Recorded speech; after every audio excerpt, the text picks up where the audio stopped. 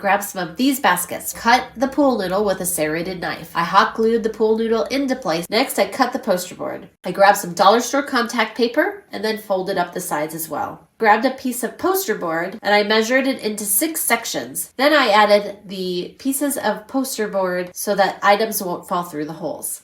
Here's how it turned out, and I absolutely am thrilled. 2 blue buckets that I found at Dollar Tree, cutting the handles off. I'm going to be flipping them over, glue them together. I'm stacking my other bowl on top of it. We're going to take our pool noodles and we're going to start cutting them in half, all the way down on both sides, putting enough glue and then holding the pool noodle in place, pulling the pool noodle to form the shape. I'm taking caulk, adding it to the indentations between my pool noodles, but I'm just going to be painting this entire thing white. Stone spray paint, and we are going to spray it completely. And here is the finished product. Get this tag off of your trash can. I have put on chalkboard stickers. I can add everybody's name. I'm going to go ahead and place the hook, and it's going to fit nice and snug onto the hook with some of our summer supplies. And then we place those into the bucket.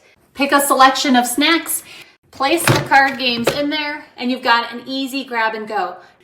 Connecting 4 buckets by the handles. And I'm going to use a Sharpie to mark where I can connect these buckets. Now I'm going to use a wood burning tool to put some holes. I'm just going to connect them with zip ties again. We're just going to add those holes, add the zip ties. The very top is going to have 1 bucket right on top. So I'm going to clip off all the ends of the zip ties and your toy organizer is done. You'll need a laundry basket. Start at one end and wrap the rope around the basket, gluing as you go. Continue until you have the entire basket covered with the rope. I'm brushing on a wood stain. Find dead center of your tabletop. Find a picture or design you want for your tabletop. Cut away any extra white paper that doesn't have toner on it.